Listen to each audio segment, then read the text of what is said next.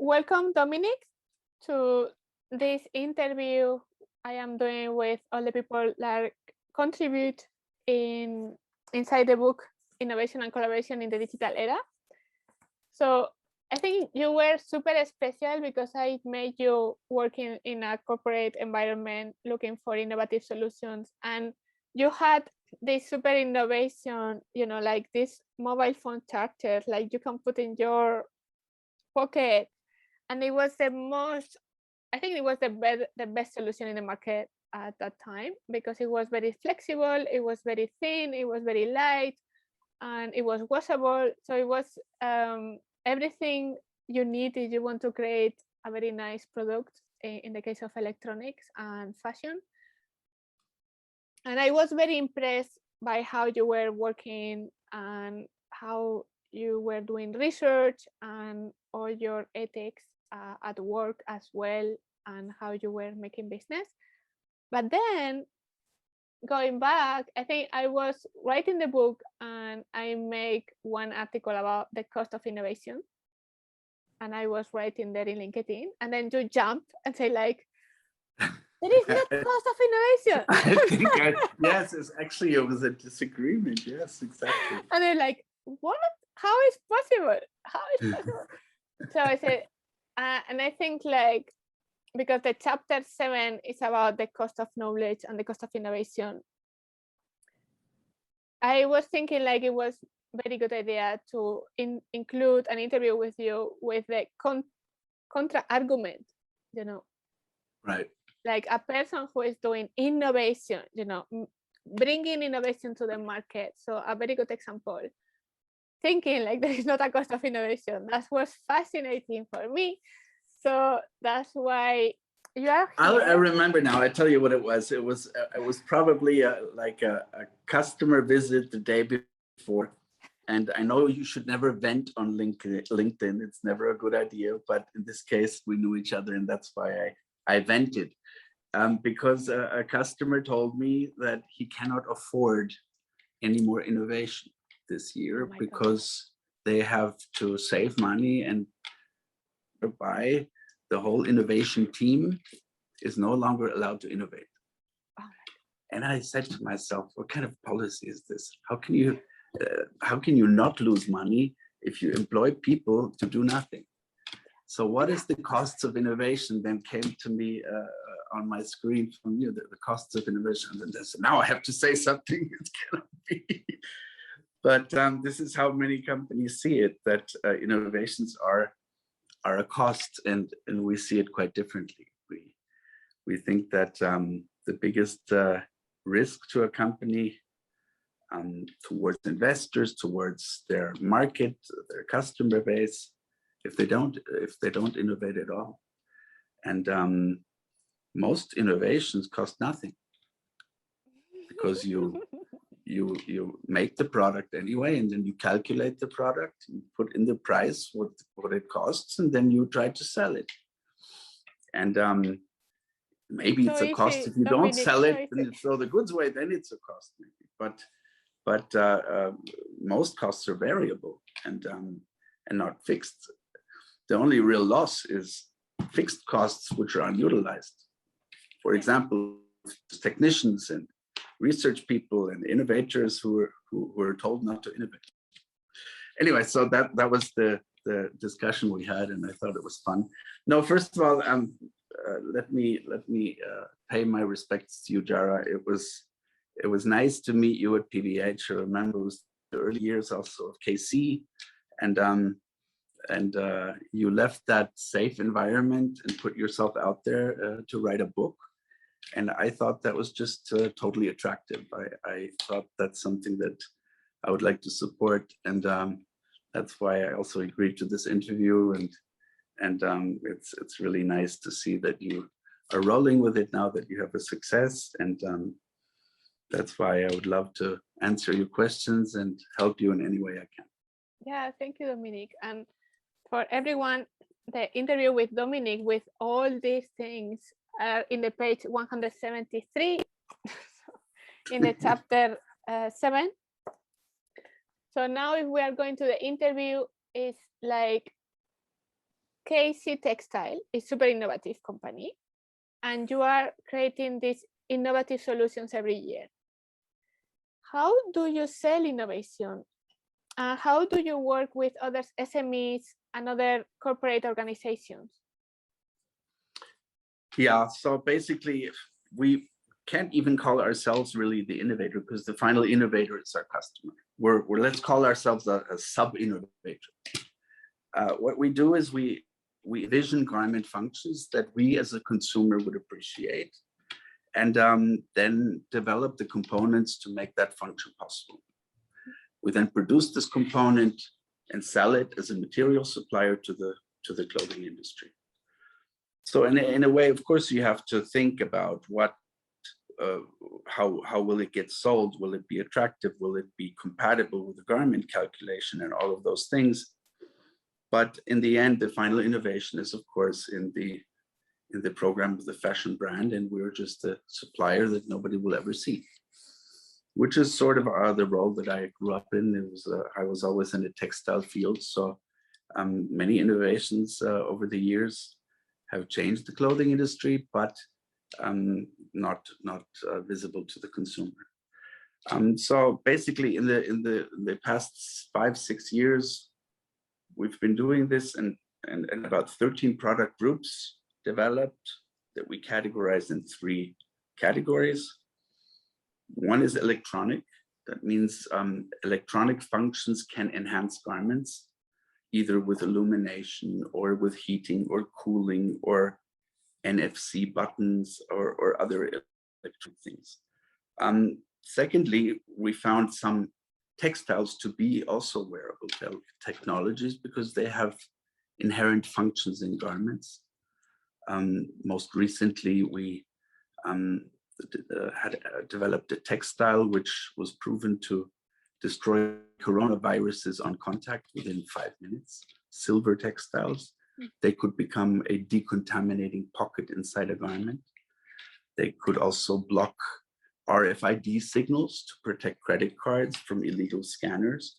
So these are real functions that enhance a garment and make it more exciting, interesting to buy. Something somebody would tell his friend, guess what I bought? Look at this. And it's fun to speak about garments again. And then the price doesn't matter so much anymore. So this is what we think what the clothing industry needs a little bit to create excitement, to get out of this disposable garment production, commodity pricing whirlpool of inadequate margins, and nobody's really happy with the situation the way it is. So another textile that could be a solution for garments is activated carbon.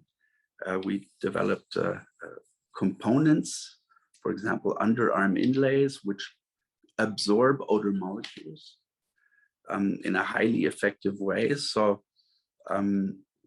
for example, if you make a made-to-measure suit or whatever, you could have an optional extra, an odor-absorbing function that just gives you additional security as a consumer that you might appreciate. Yeah. Hardly costs anything in the garment, but gives a huge effect and solves a huge problem. So many of these things so far are very appreciated in workwear and in activewear and very innovative sectors, but the mainstream garment industry is still very hesitant, and is now only after the pandemic is our feeling they are beginning to really say, oh my gosh, we just had a 75% business drop. Now we have to look at our product. Yeah. In the years before, since 2009, 2008, there was no year in the clothing industry that was below the year before. So everything was always booming. So people regarded innovation as an optional, avoidable, additional cost, which led to a lot of people postponing and avoiding. And many people now have trouble because of that, because their product is more or less ordinary, and consumers don't like ordinary product anymore. They just don't buy them. So a $50 suit is something that today you buy it because you have to go to a funeral or because you're working for an insurance company and the company is forcing you to buy that product, but it's not because you like it or because you want it or because you feel special in it. And that's what was missed with this degradation of creativity and quality in the product fashion. Yeah. And that's what we feel needs to come back. Yeah. Finally, we enhanced the range with some ready-made items also for fashion retail. These are, for example, wallets, notebook covers that can charge telephones.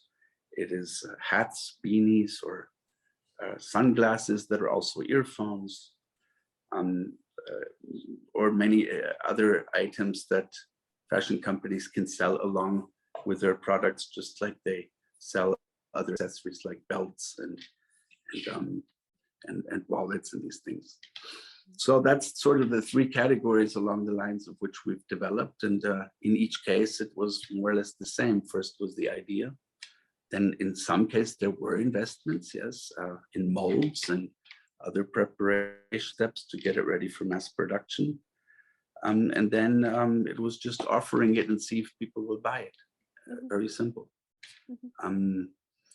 So that's really how we've come also to meet you, because we've carried our stuff to PBH and asked them to consider new things, and some good came out of that. And well, we look forward to the coming years. Yeah, totally. So the other question is about this cost of innovation and this cost of knowledge as well. Like, you developed your own innovative solutions. I remember you are going to, well, when it was possible to travel to China to see all the factories, what they are doing as well. You develop as well on your own. So what is the cost of innovation for you, for your company?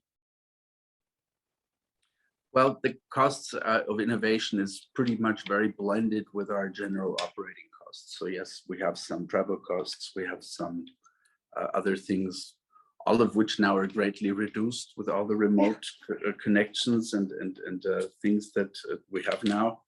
We don't travel and fly to New York anymore to see Ralph Lauren. We just hook up on Zoom. So that works out really fabulously for us. We have here now a showroom instead of a suitcase. You can sew, because you showed me before and it was super cool. Sure.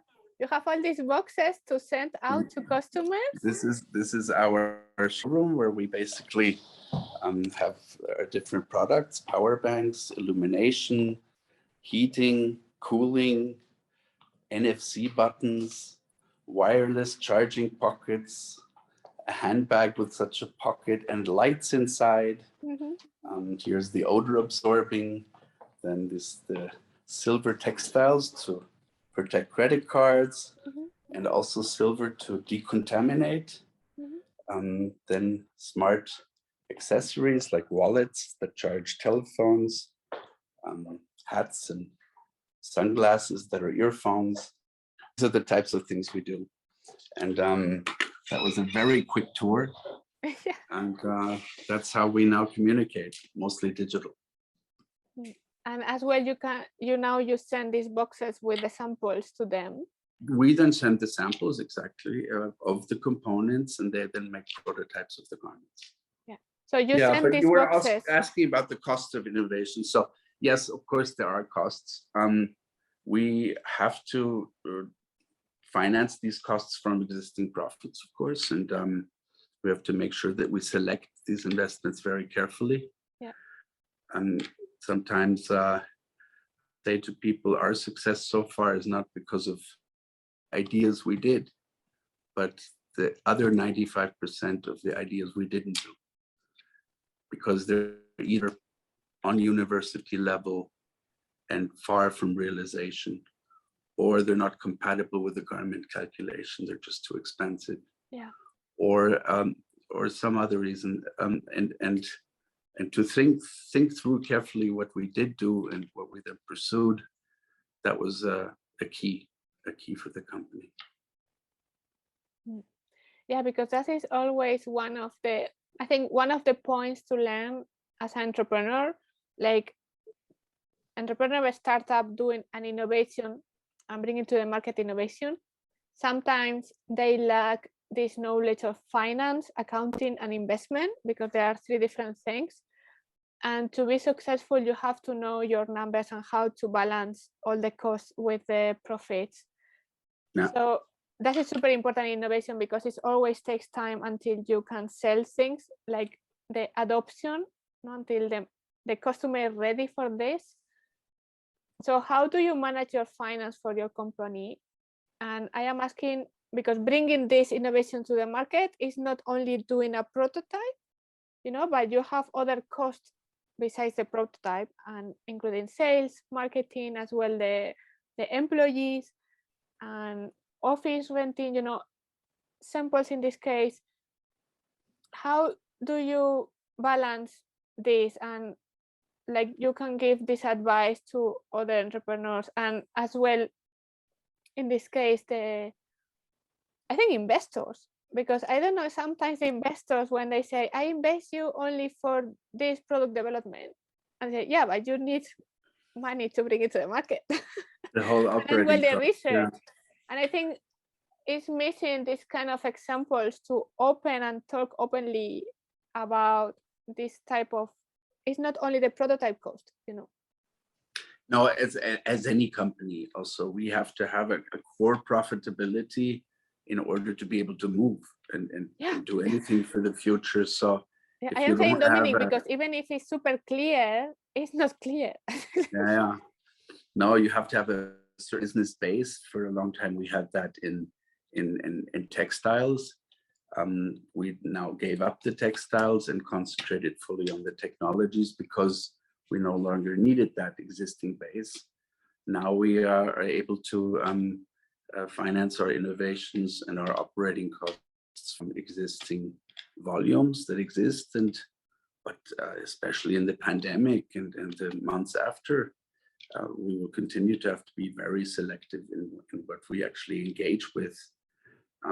We are, for example, right now working on a flexible battery. Since very many weeks, I say. Impressive, Dominik. Yeah, I it's going to be always super something impressed by totally your new, work, really. but our project will be to turn this flexible battery into a belt, so that the belt will become the power bank. Yeah.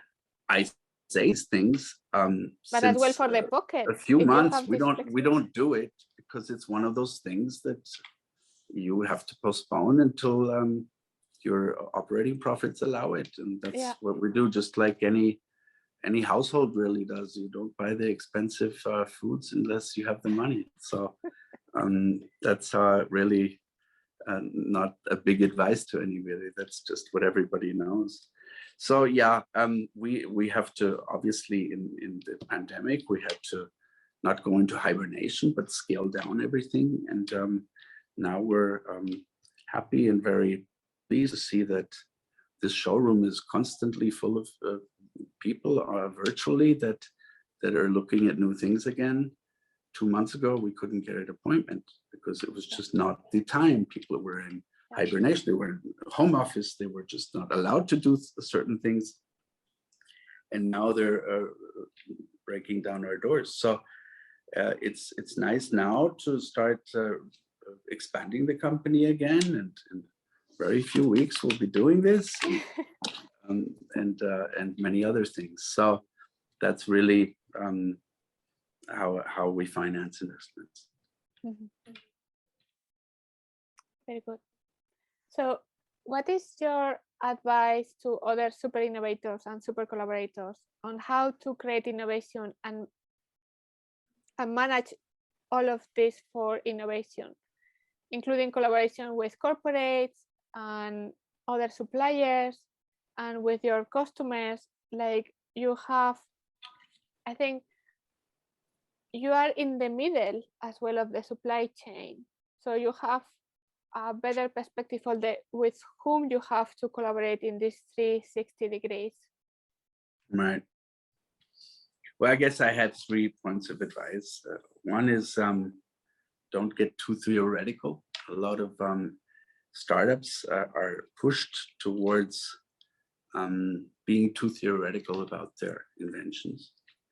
They're inundated often by banks or also by angels, investors, to pitch and do more pitching and do more business planning. And by the time they get done and have the funding, they forgot really how to invent the product or to how to produce it.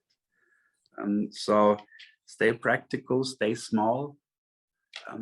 Don't reach for the stars with huge investment volumes until you generate some success. And with that success, you go to the next step and then the next. Secondly, I would advise to make sure that you know how to sell what you develop.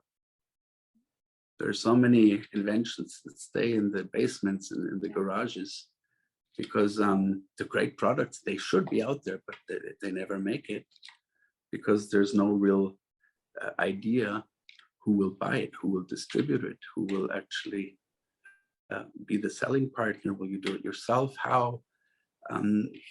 That's the second thing. Make sure that you know that you're going to sell it. And finally, and this applies to a lot of our products too, the products you see here are very different from a year ago or 2 years ago, except that your invention is already outdated when you finished it, because it will always improve. And it always has to improve. No invention is static, a one-time thing. If you look today at the iPhone 1, it's a rudimentary product and you can't believe it was ever sold.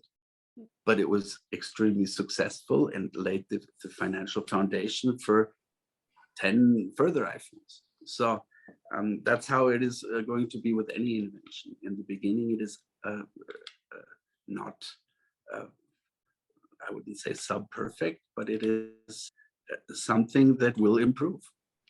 So don't get defensive about your inventions and your developments. Keep improving them from the very first day when you have them. So those are 3 things that I thought about when I read your question. Thank you very much, Dominik, for this interview and as well for contributing to the book, Innovation and Collaboration in the Digital Era. I really, from my heart, wish you so much good luck with your book. And I think it's great what you're doing. Yeah, thank you. And I think we meet in Munich. I think I have to do an event in Munich when it's allowed, because the publisher house is there. We're still in Munich, but I'm speaking to you now from Italy. We moved to the Garda Lake in Italy. You are in Italy? Yeah, we decided to make our home our vacation. So we basically live in a nice area now. We built up a new Italian team, and it was good for the company. It was good for private. So we combined them, and we're quite happy here. Oh, congratulations for the change. So then I don't know when I am going to Italy, then I will call you, Dominik. You have to come. If you're close to the Garda Lake in North Italy, just give us a call. We'll take a boat ride on the Garda Lake. Oh, cool. All the best. Thank you very much for having me, and take good care of yourself. Yeah, thank you, Dominik. You can buy the book, Innovation and Collaboration in the Digital Era, on Amazon, but as well on our website, shop.collabwith.co. And well, welcome, and see you again in all these interviews I am doing with the people who has a contribution in this book, with interviews or with quotes. See you next week with the next interview, and get your book and transform you and become a super innovator and super collaborator.